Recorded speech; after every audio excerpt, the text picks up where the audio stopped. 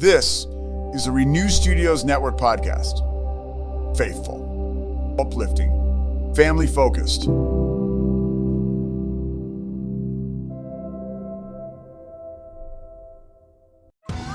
Survivor 46 is here, and so is On Fire, the only official Survivor podcast, and we have a twist this season. The winner of Survivor 45, Dee Valladares, will be joining us every week. We're going behind the scenes of the biggest moments, the how and the why things happen, and the strategy and analysis you can only get from someone like me, a Survivor winner. Listen to On Fire, the official Survivor podcast, wherever you get your podcasts.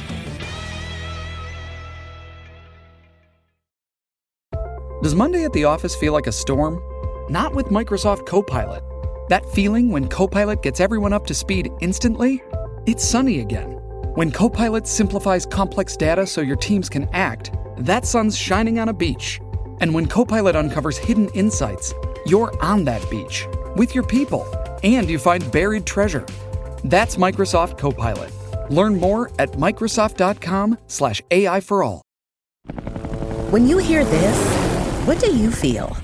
At IMAX, you'll feel transported by our unique sound system and crystal clear images. Like you're running across a desert planet or defending your city from a surprise invasion.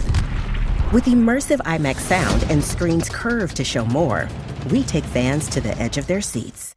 Get tickets to Dune Part 2 now and experience it in IMAX's exclusive expanded aspect ratio. This is a Rogue Media Network podcast.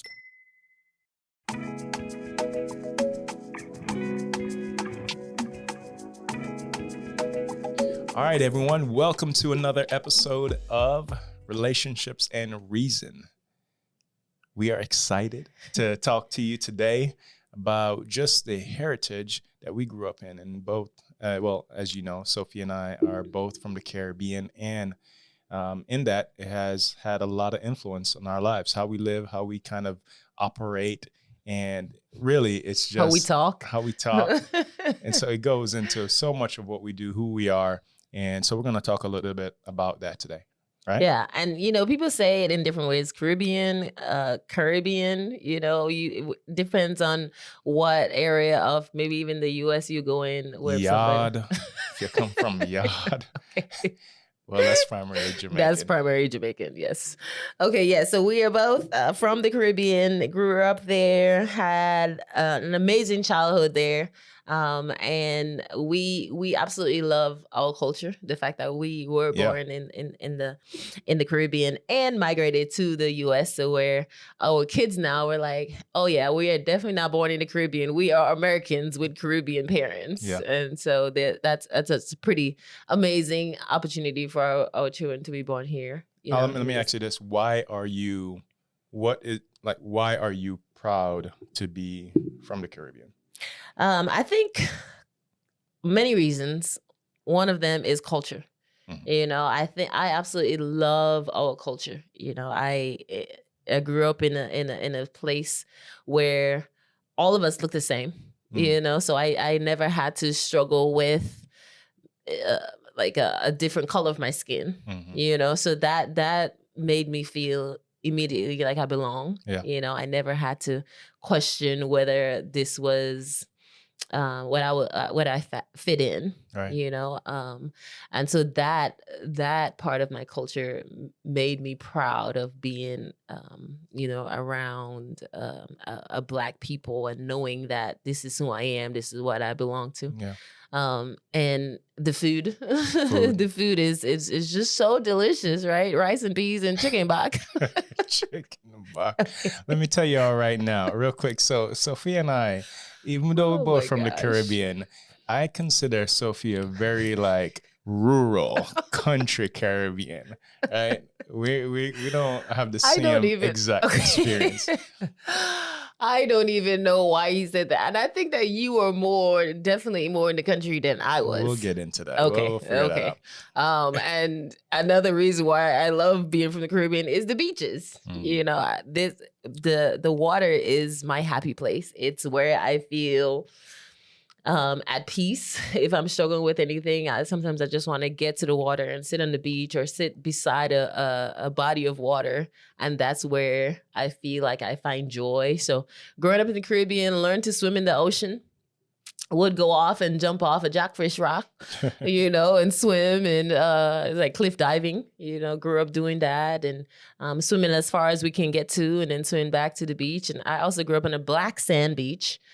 So that was a pretty unique experience as well. Yeah. And where I live, it also has a lot of mountains, right. So my island is pretty unique in that sense. It's a really beautiful island. I went for the first time to St. Vincent. What was that, 2019? Yeah, right before COVID.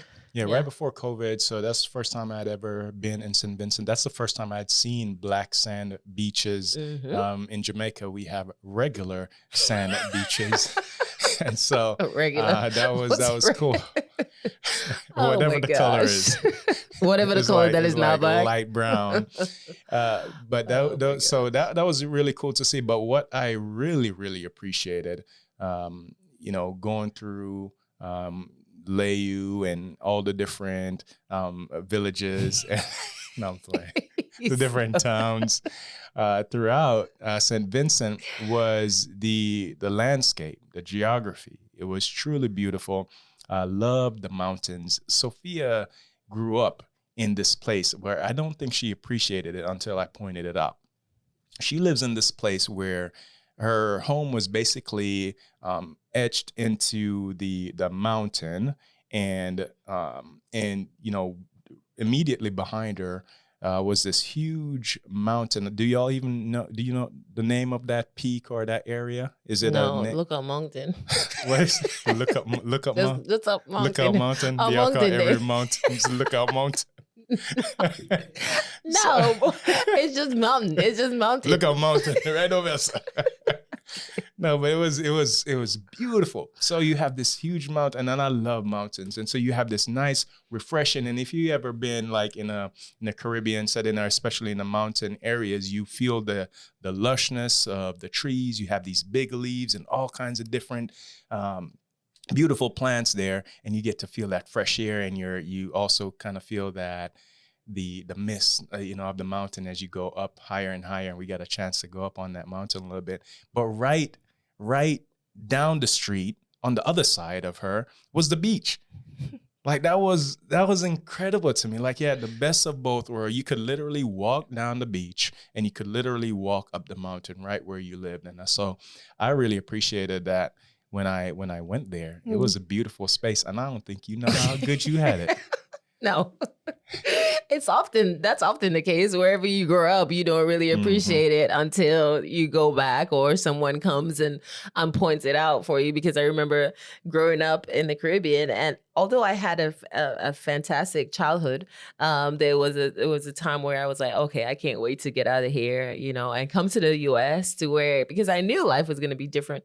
But a little bit about that you're talking about, being at the beaches on one end and the mountains on the other.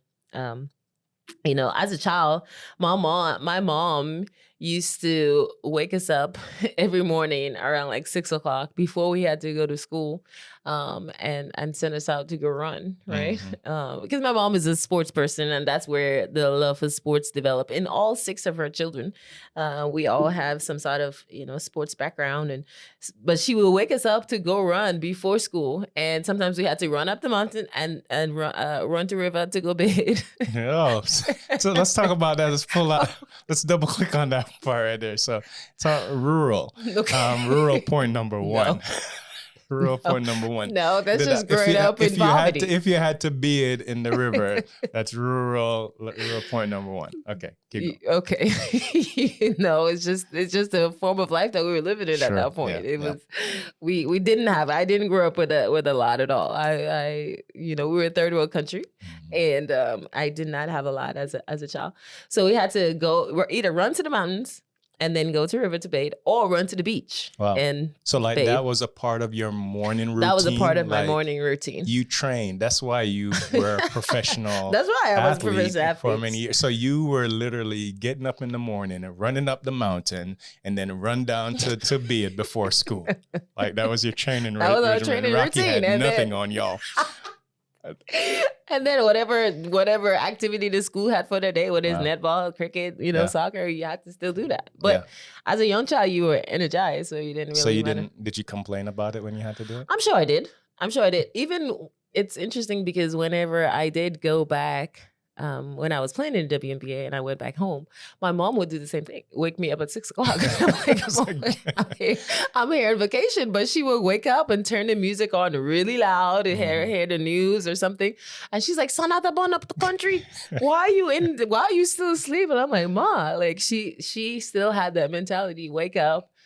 The sun is coming out. You shouldn't be asleep. Mhm. You should get up and go run or something. Yeah. So it's something that I don't know where she got it from, but it's instilled in us, Yeah. instilled in me. Yeah, absolutely in you, because every other day now you do these things where, especially if it's a nice day outside, you, no matter how long the kids and I have been outside, when you come home, you is like, oh, It's nice let's get outside. Let's get outside. It's sun out up on the country.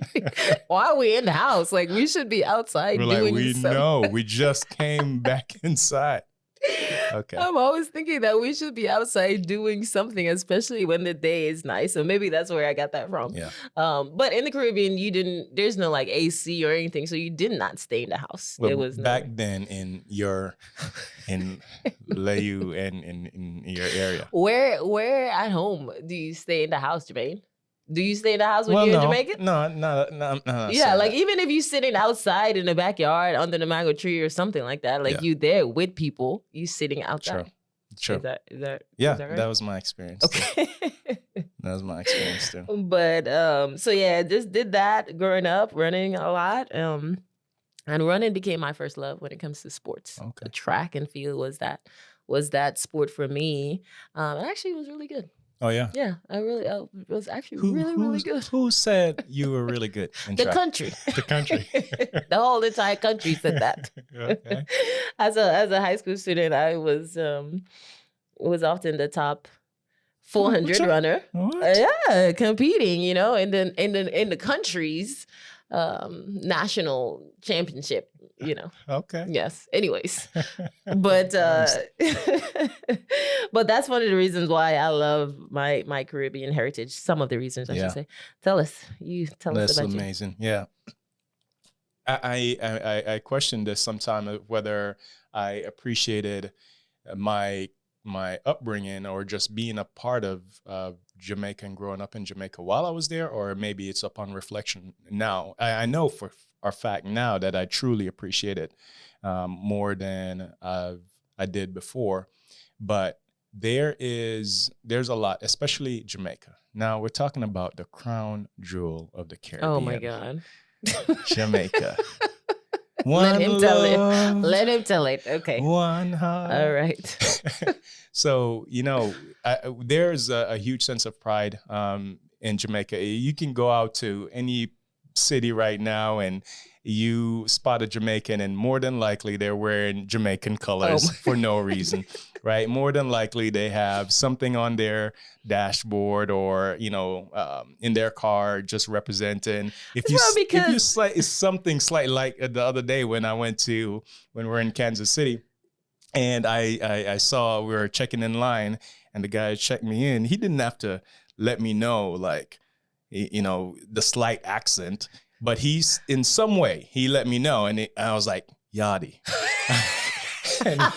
and he was like, yeah, respect. And right away we just connected, right?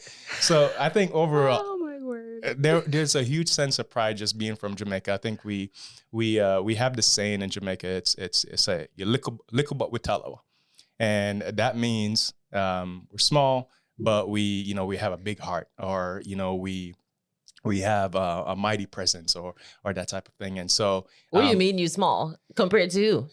the other countries are, you know, not the Caribbean country, not the Caribbean. Okay, Yeah.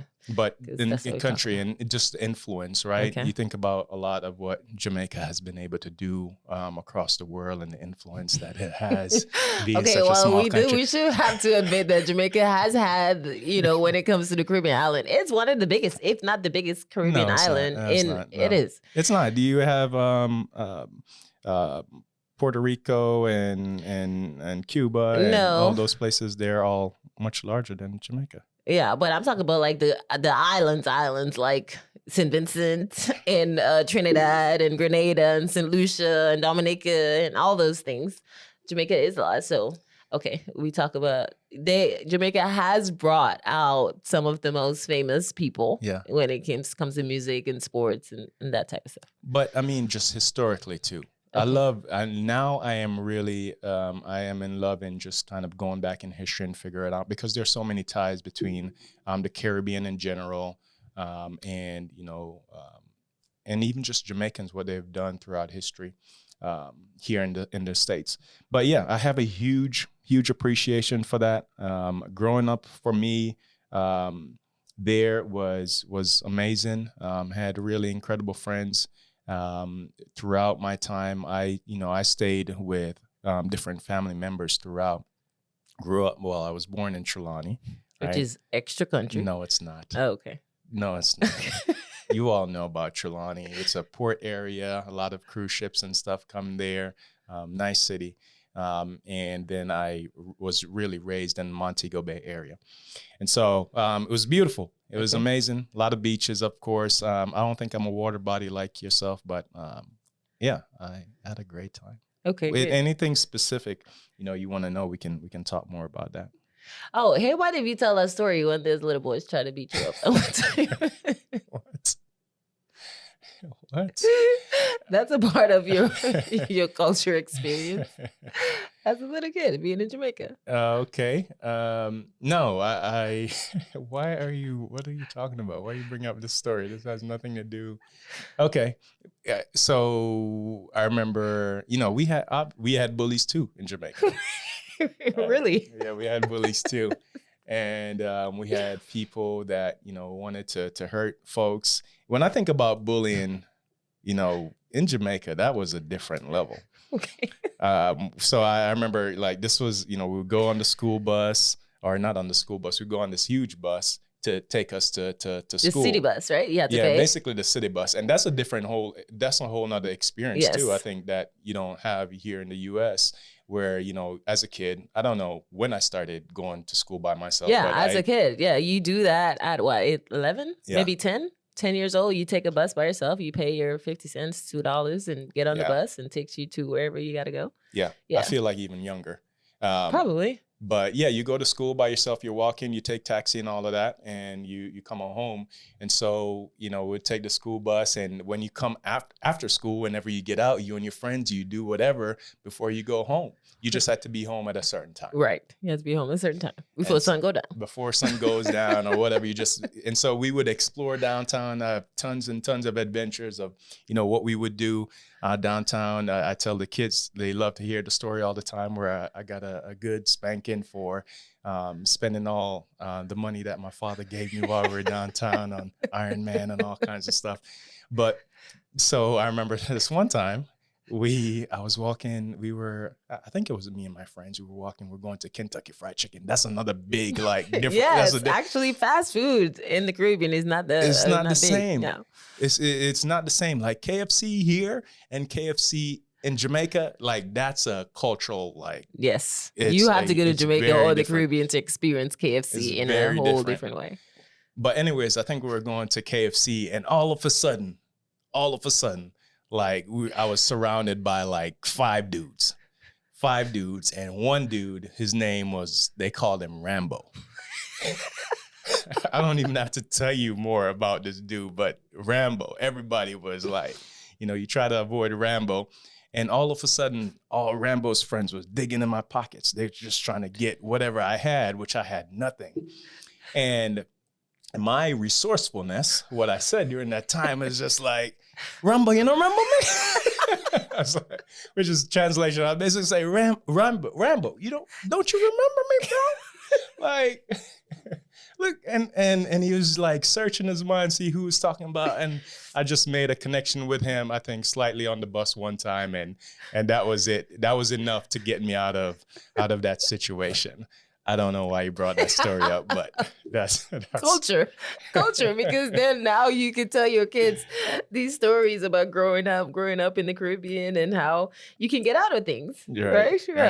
But I do want to tell a story because it is actually one of my favorite stories from hearing about you. As a child, it does make me laugh every time you hear it, every time I hear it. But I think experiences like that shapes you as a child, right? To know how to get out of things, to know like how to handle yourself in different situations. You mentioned that we were growing up at home, we got on the bus at a young age. It's something that we can't even fathom thinking about doing in the U.S. No way. The things that we did back then that we would not allow our children to do ever, you know? But like, can you imagine if our children get in a fight right now, would they be able to stand up for themselves like you did as a young kid? But because we were able to be exposed to different things, a different situation, be able to handle ourselves, we had to handle ourselves in a lot of different ways as a young person growing up. And everybody knew everybody as well. So if somebody got into a fight, then by the time you get home, your parents are going to know, you know, what happened, and be able to even give you a whooping or, you know, march you down there to whomever to talk to somebody's parents. Yeah. But what about some of the working sort of atmosphere or temperament? Like, how do you feel? Because, you know, you've had the experience of living in both worlds, right? Here in the U.S., where in the U.S., you know, is one of the top as far as, you know, economy in the world. And then you think about, you know, growing up in a third world country or in that type of region. What do you feel like is the differences between the culture and like just the working perspective or the mindset of like work and purpose and all of that? Well, I think that in the Caribbean, we are more chill. We take work seriously, but it's not, I will speak for my family, but it's not a, like, we won't live or die because of a job, you know, like if I don't work, it's not going to kill me type of thing. Because in the Caribbean, you know, we mentioned food as part of one reason why we love the culture is we are in a space where you have all these vegetables and fruit and, you know, literally all these things are around you. So it's almost like if you don't work to you know, make money, you can still have a land in the back, right, to where you're growing your vegetables and all that stuff. And you can go up to the mountain, get mangoes or whatever, get some fruit and stuff like that. And people are there, your friends and family are there to kind of help with, you know, provision and stuff like that. Obviously, work is important, you know. But I think when it comes to the U.S., it's a you almost feel like if I don't work, like, oh my gosh, if I don't work, like I don't know how I'm going to survive, you know. And so there's almost like this anxiousness in the U.S. to provide because you're always like climbing this ladder, right? Climbing the ladder of success, and you wanna get to the top. And so you always find, I know for me, whenever I leave the U.S. and go outside of the U.S., whether it's the Caribbean or anywhere, then I incorporate this U.S. mentality when I get to the island in the first few days until somebody I get just there. tell you, just sit down. Like relax, you know, just take a deep breath, and you're just like, whoa, you got to be on time, you know, and you got to go, we got to do this, and they're like, you know, just take a deep breath and relax, you know. So I know for me, I almost want to bring in that U.S. mentality, like we gotta do this, and so then after a few days, I get kind of acclimated back into whatever culture I'm in, Yeah. you know, whether it's Europe or here, or in the Caribbean. And so I get to that and I'm just like, okay, I can breathe now. I can relax. Like I can shed and I can like debrief to know that, hey, life still goes on. Like you know, like you will survive. Yeah. And then when I do come back to the States, like again, I just feel like this, like, okay, emails start popping up and Right. like, you know, your phone is like, ringing. And you're just like, oh my gosh, like, whew, okay. I'm good. I got to get back into this. Like, all right, we gotta grind type of Yeah. mentality. Obviously I won't say one's better than the other. Yeah. I think that there's beauty in both. But I think it's a balance to That's where really you can good. find, you have to find peace to live in the moment of relaxation, and also you got to get on the grind when it's necessary. Yeah, I think it's the thing that stands out to me, what you said there, is really the perspective of having or understanding both, and that there's beauty, in both of them. Yeah, that's incredible. What about so I want to touch on this obviously briefly, like food. Okay, yes, you can talk about food. Like, I'm just talking. I don't want to, bring bias to Okay. the folks that are listening, but y'all know about Jamaican food. When's the my last time? When gosh. was the last time you saw St. Vincent and Grenadines restaurant around? My bad. I didn't mean to go there. But no, the food overall, truly, I felt like I've had, God has blessed me with giving me a lot of experiences with different foods, and still in the world, Oh I my don't gosh, it's believe because you grew I up with have. it. I don't believe there's anything better than Jamaican food. Okay, in particular. For real. I just love so like ackee and saltfish on dumpling. Like if you ever have dumpling before, like it will. If you haven't had Okay, dumpling you got to before, tell. it'll We're change talking your to life. Americans. It's not. Yeah, it's not the dumpling boiled dumpling. that you've. Yeah, it is boiled dumpling, but it's not what you're used to in like the thin flour and the maybe something in there like meat or something like that. They're talking about some like flour, some salt, and butter. It's and not you the put it in little the pot. dumplings like in chicken and dumplings, Some but it's big. it's like the some big- size of your hand. Oh my goodness! I saw something the other day where they were having a dumpling eating contest. Yes. But there was nothing better than like having Like, some if dumpling. you don't have any teeth, you cannot eat dumpling. Like it's physically impossible. People would do it though. People would try.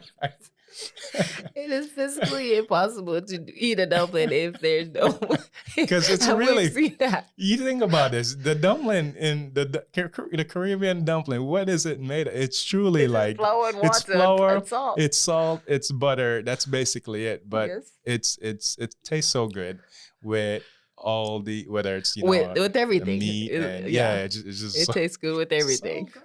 good.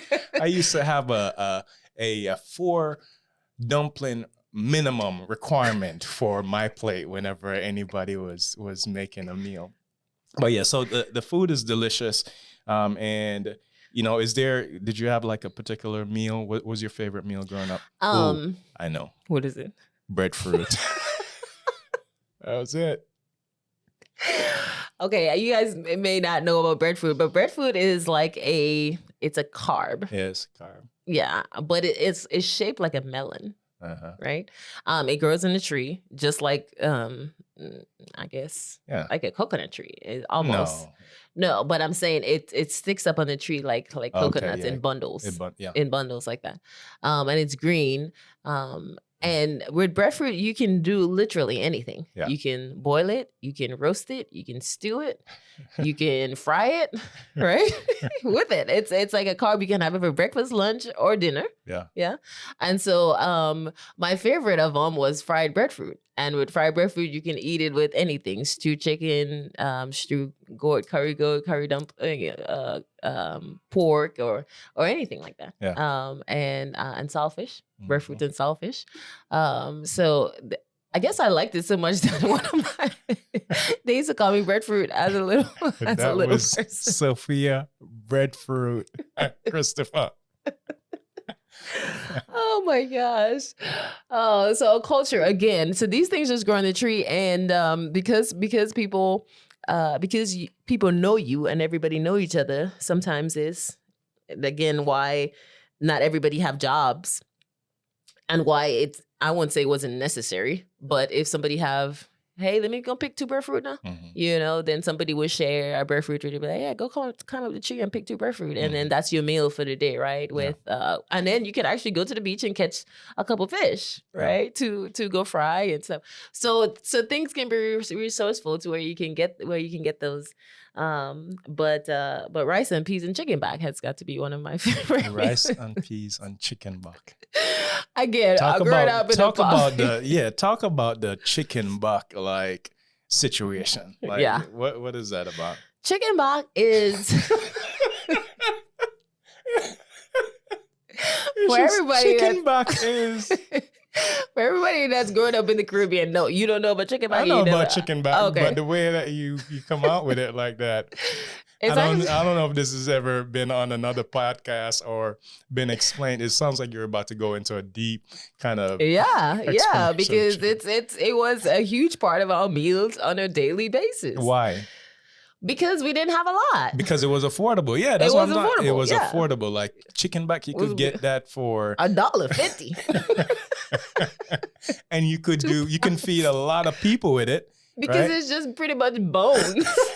There's bones, a little bit of meat on A there. little bit of meat on it. So you grew up eating bones. And you just love it because the bones, they're stewed in some really good gravy.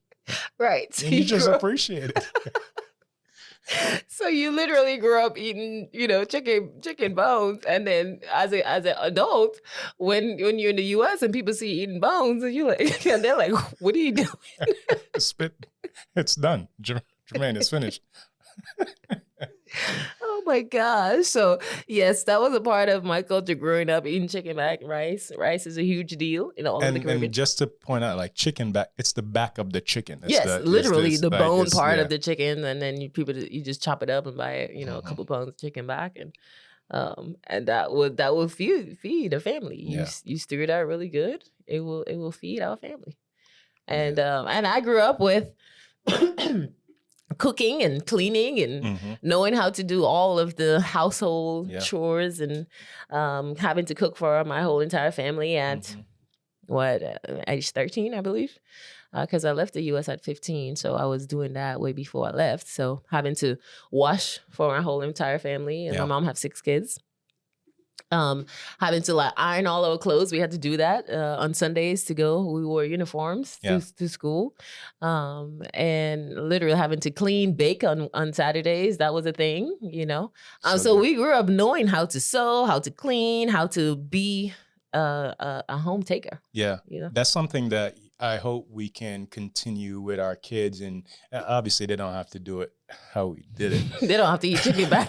Although our son likes to eat bones.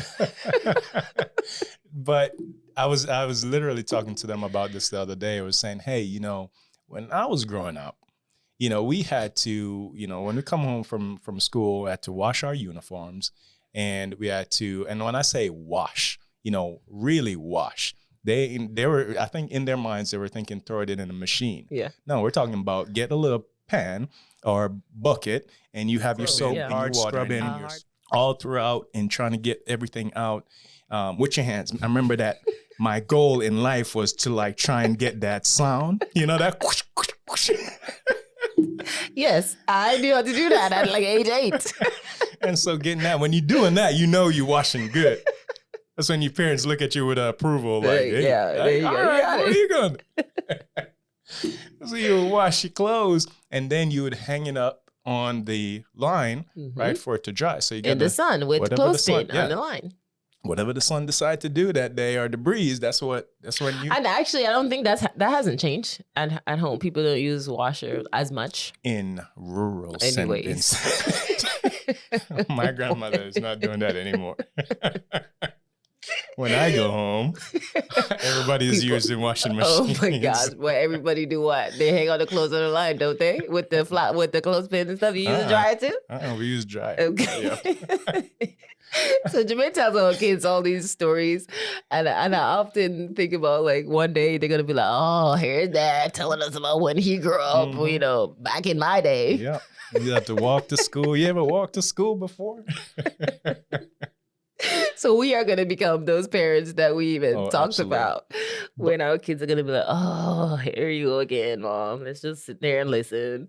But I really love that you shared, you know, some of those chores. And I think sometimes we think we look at our kids sometimes and we're like, they're too young to know how to do that or to do some of these things. But truly, like, human capacity is incredible, and what we can learn and what we can do and what it does teach us whenever we have a different perspective, which is why travel is so important for our family as far as our values. But those chores, yeah, I remember my grandmother specifically telling me that you're going to learn all these things so you don't have to count on anybody doing them for you, right? And that always, you know, stuck with me, you know, whether it's ironing my uniform, washing my clothes, being able to prepare, you know, just get ready for what I was doing. Yeah, and I think that's pretty amazing, you know. And as our kids are 6 and 7 right now, and our daughter is wanting to do more, and I'm just like, oh my gosh, is she ready for that? And as I'm thinking back, you know, at 7 years old, I was doing so much more than she is at this moment. I remember having to go up to mountain to get a bucket of mango, right? Carrying a bucket of mango on my head by myself.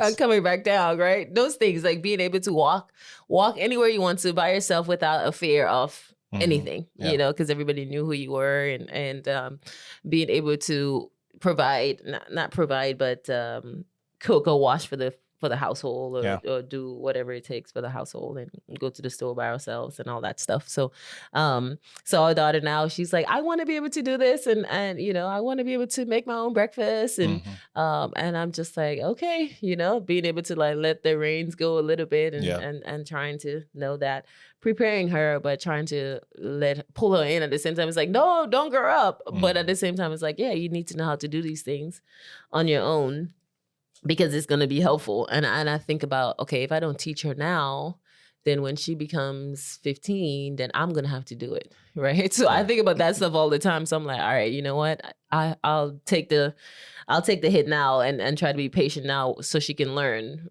So that way when they're teenagers, I don't have to be like, this is how you clean a bathroom. You know, I got to teach you now.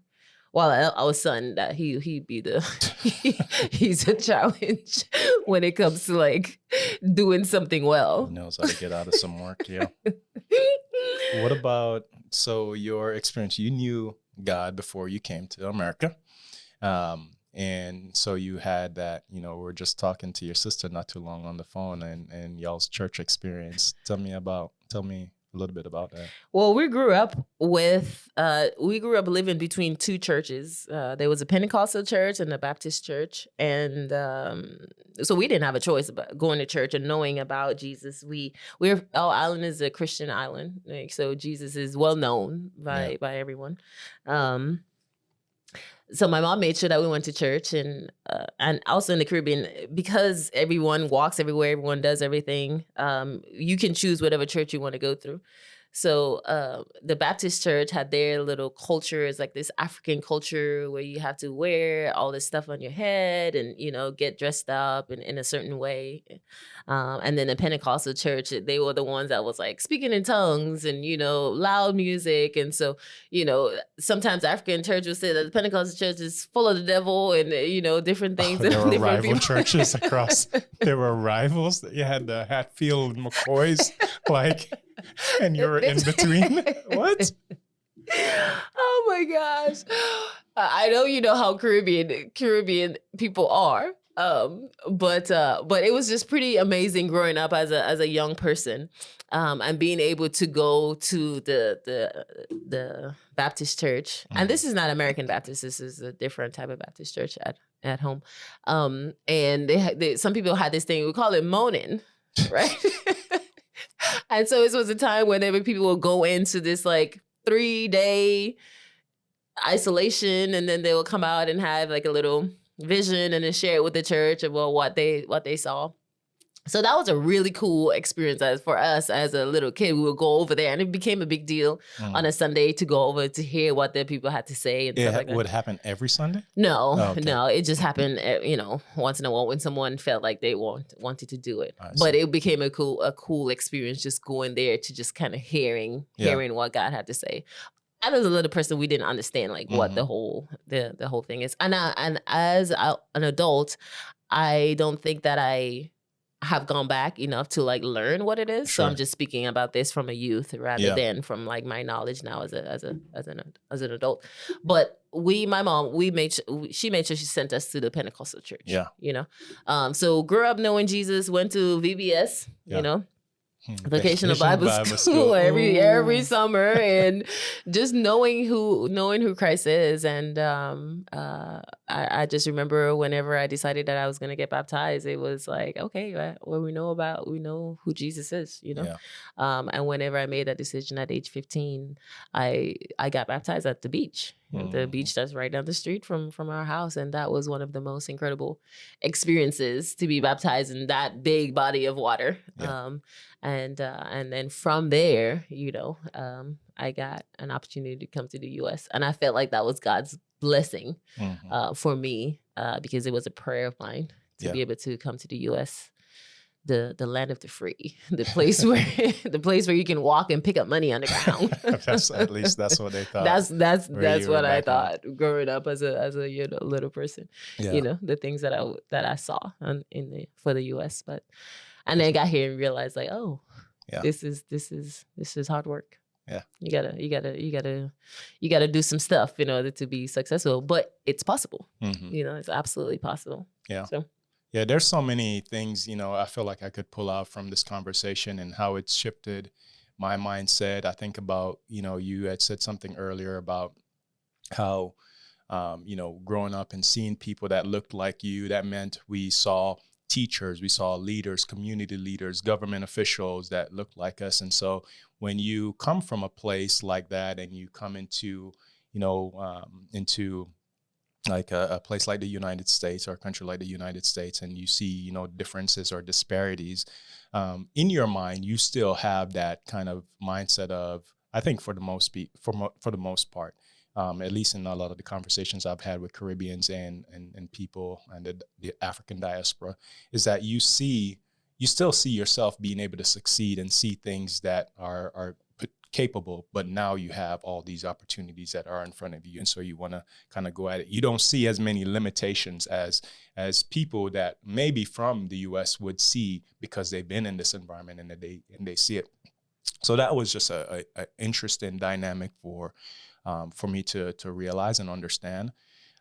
And then as far as church for us, when I got baptized. Yes.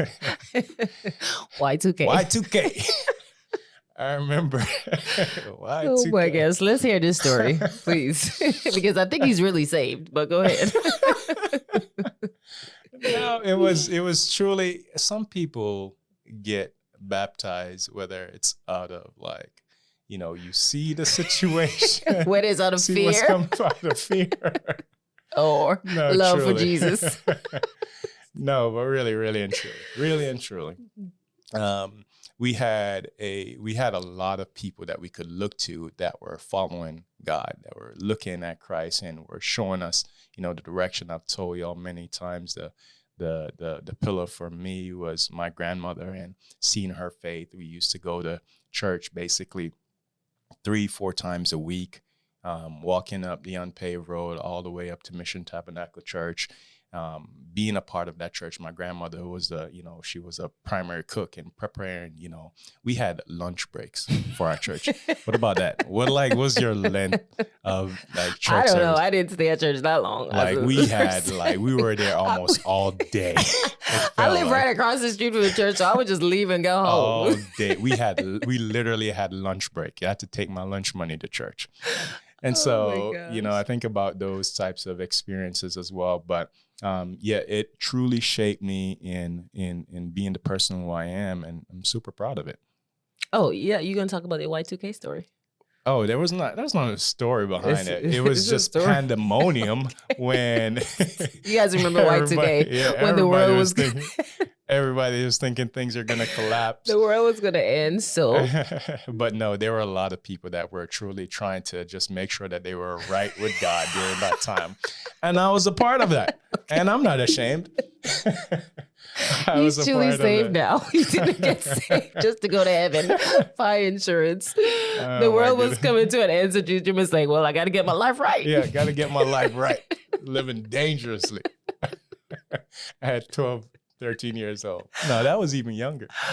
Oh Um, my God. But no, this was, yeah, I just remember like how everybody was talking about, what's coming, what's to come. And that was a scary time. It was pandemonium in your island too. I bet in rural St. Vincent, people were running crazy. Okay. Y2K. I remember it, but I don't remember it as like people saying like, oh my gosh. You better get your life right. Yeah. Actually, in 2000, I was in the US. Oh, That's okay. probably what it, that's Okay, probably that's why. why. Yeah, Okay. that's why. That's why. That's why. Okay. So maybe people were doing that in St. Vincent too. I just didn't know about it. But you got saved because of Y2K. No, I was saved before that. I was Okay. saved before I got Like baptized during that time. Because then just Just want to make sure. want to seal the deal. Like, Jesus, I know you're about to come back. So let me make sure I seal the deal with you. 24 years later. But anyways, let's wrap up with this. Let's talk about like right now your perspective of what your heritage really brings in your space, like who you are right now, as in your work, in your as a parent. What does that bring for you? In my current role right now as an assistant coach for Baylor women's basketball, I because I grew up in the Caribbean, and like you mentioned, I saw so many people who look like me doing so many things. I have this outlook that anything is possible. Mhm. And coming to the US where opportunities are all around, I see those opportunities, and I want to be able to get our young people, our young athletes to see those opportunities as well. And like you mentioned, things could be a little bit different because they've grown up here and they don't, and they may think of things in a different way. So I feel like my Caribbean heritage has given me freedom to be able to explore opportunities and show people, showcase that, to say, here's a resource, there's a resource. Why don't we just go and talk to someone? Why don't we just go and just go and explore, right? And see if it's possible, that nothing can hold you back, right? And I think as a parent, I parent in that way as well, that if you want something, you can ask to get it done. That with our children, like, anything is possible for them. Whatever it is that they are wanting to become, it's possible. And being able to travel and see the world and see culture and see different people, I believe those are opportunities as well that opens up their eyes to see the world in a different way and to see all the love that this world has to offer. I know when I go home, there's just like this sense of belonging that I feel like, man, this is my people. This is where I grew up. This is where I belong, and I feel love there. And coming, into the U.S. and being here right now, where I also feel loved and cared for. So my point in saying that is, like, there's so many different spaces within the world that we haven't explored. Mm-hmm. That we can see the grace and the love of God, if we're able to just go forward and take a step, right? And so I want my kids to always not be afraid to take a step. I know I say to them, being afraid is not a reason for you not to try something. Yeah. It's like when I first came to the U.S., I was afraid at 15, but I just remember, okay, God, my life is in your hands. and whatever happens is your responsibility. And so I kind of live in that mindset, and in my current work right now, I desire to give that to our young people, to know that the world is their platform to go and strive and do and explore and do things and travel and see people and embrace what they have, and to know that opportunities are all around them. Good. That they can definitely take them. Yeah. Yeah. That's great. Yeah. Similar for me, it's really just about perspective. And because we're coming from somewhere else and being able to, and being in a different space, it helps us to think about the contrasts that are there in this world. And you get that with travel. Yeah, absolutely get that with travel. And is it the same in your workspace from your Caribbean heritage? Yeah, well, for me in my work, right, in our company and that I created, it formulated because of my experience. I came, as an immigrant, I was shown how to do something through mentorship, and I wanted to replicate that because I was thinking about the people that came from where I came from. And so that has absolutely shaped, the work that I do today. And yeah, it continues to do so. And I know it will do I'll always be super proud of, being Jamaican. And y'all gonna know that. Okay. Bap, bap, bap. Bap, bap. Okay. This is cool. Well, this has been awesome. We can go on and talk about our heritage for a long, long time. This episode has already been longer than usual. But we want to hear from you. Let us know where you're from and what it has done for you, and how that experience has shaped your life and what it's doing for you right now. So thank you all for tuning in to another episode of Relationships and Reason. And don't forget to subscribe. Yes, please don't forget to subscribe, share, so that we can grow up a listening audience. All right.